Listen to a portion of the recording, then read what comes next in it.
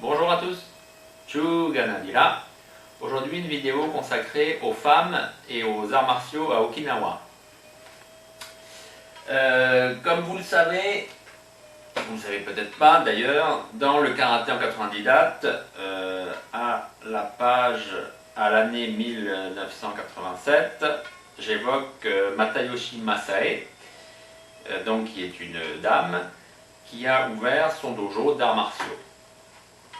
C'était une première à l'époque en 1987.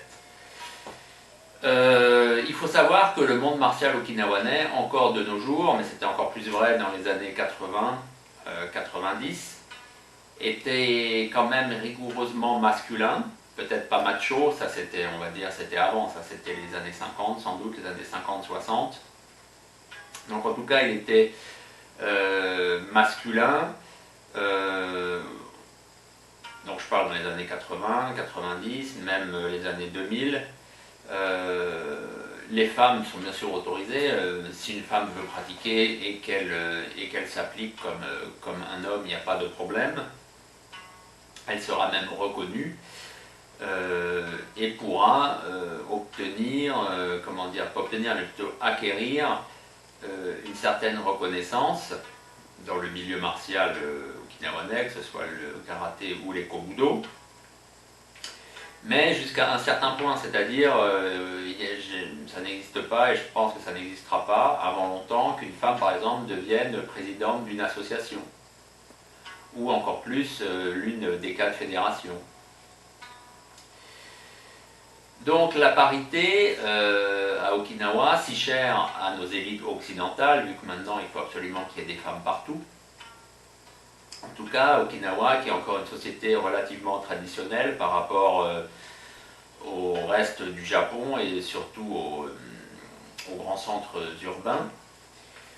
À Okinawa, donc,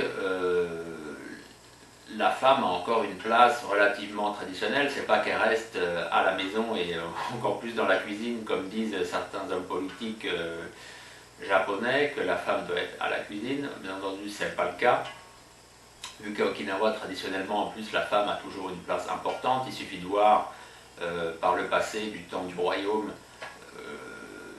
que celle en fait qui dirigeait quasiment le pays, vu qu'elle était en contact avec les dieux, hein, ben, c'était soit la sœur, soit la mère du roi.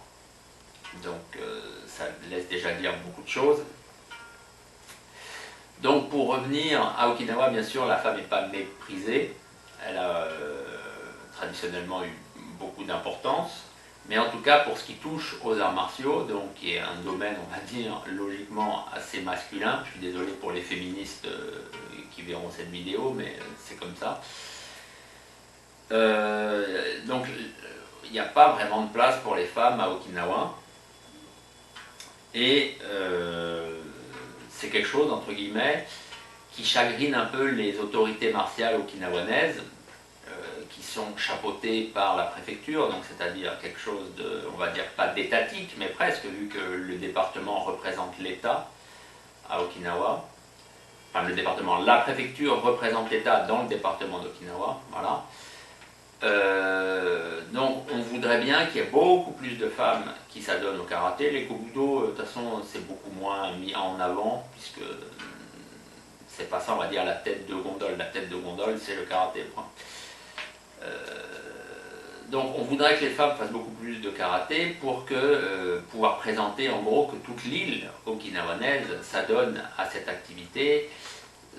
Ceci bien sûr à des fins économiques, vu que maintenant on ne se cache même plus, le karaté c'est vraiment, il est pris dans l'industrie touristique, pardon, et il est même question de karaté tourisme. Donc, femme et karaté à Okinawa, c'est pas encore ça. Donc, posséder son propre dojo, surtout dans les années 80, c'était encore plus, on va dire, imaginable, mais en tout cas, c'était un fait tout à fait remarquable. Moi, pour ma part, j'ai dénombré en gros des femmes qui possèdent des dojos à l'heure actuelle, donc on va dire en 2019. Elles sont 1, 2, 3, 4, 5. Donc il y en a que je cite, dans mon livre, comme par exemple Horikawa, non pardon, elle je la cite pas justement.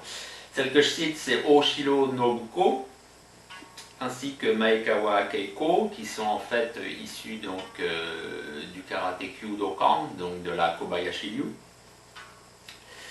Je cite aussi Machikawa Hisako,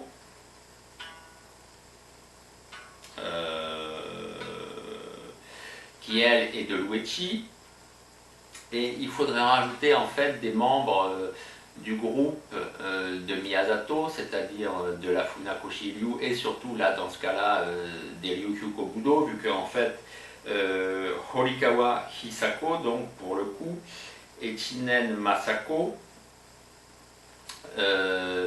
possèdent leur dojo.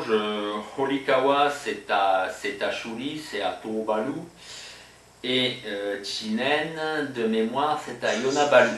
Donc ces deux personnes, ça on va couper, ces deux personnes donc possèdent leur dojo aussi, et ça nous permet en fait de dire oui que on trouve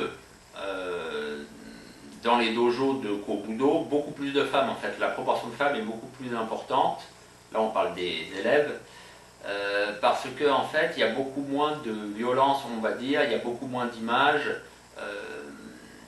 les Kobudo ont une image beaucoup moins violente vu qu'il n'y a pas de contact en fait, soit on fait les katas, soit on répète les techniques dans le vide, soit quand on fait les choses avec partenaires, c'est préétabli. Donc entre guillemets, il ne peut jamais rien se passer. Bien sûr, il n'y a pas de renforcement, on ne se donne pas des coups avec les armes dans le ventre ou sur les cuisses. Et en fait, donc, là on vient donc de citer 1, 2, 3, donc 5 femmes. Donc il y a à peu près, vous voyez, c'est surtout en fait au niveau du Shurite, Kobayashi Ryu, et aussi Kobudo, donc qu'elles sont présentes. Il y a une femme donc pour le karaté Uechi avec Machida. D'ailleurs, je ne sais plus si elle s'appelle Hisako. Je vous ai dit Machida Hisako, mais elle s'appelle Machida et j'ai oublié son petit nom. Bref, c'est pas bien important. Par contre, pour la Goju Ryu, il n'y a pas de femmes. Je ne pense pas qu'ils possèdent leur propre dojo. À ma connaissance, il n'y en a pas. Si certains ont une information contraire, je serais content qui me l'apprennent. Voilà, je pense qu'on a donc fait le tour. Donc, pas beaucoup de femmes dans les arts martiaux okinawanais, parce que déjà c'est elles-mêmes, hein, c'est pas qu'on leur ferme la porte, c'est déjà il y a une mauvaise image, c'est toujours le karaté a un peu une image, peut-être moins à l'heure actuelle, en tout cas avec ce qu'on essaye de faire, mais en tout cas dans les années 80, il y avait encore une image un peu, c'était une image dure, les arts martiaux okinawanais, les femmes ne voulaient pas y aller, les femmes pensaient qu'elles avaient plus leur place dans une salle de danse par exemple. Certaines s'accrochent, donc comme toutes ces dames que je viens de citer, que ce soit Horikawa, que ce soit Machida, et elles finissent par posséder leur dojo.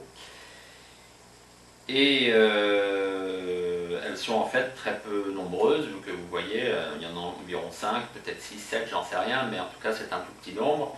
Avec la pionnière, donc, qui était cette Matayoshi en 1987, c'est en page 69 de Karaté en 90 dates, vendu sur Amazon.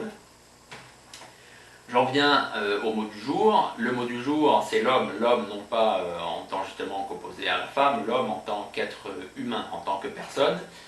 En okinawanais, pour dire l'homme, eh ben, on dit tout simplement chu. Il y a le mot, ça en fait c'est une abréviation. Le vrai mot qu'on trouve dans les textes anciens ou un peu dans tout ce qui est poésie, ça c'est hichu. Donc l'homme c'est chu, et en version on va dire non abrégée c'est hichu.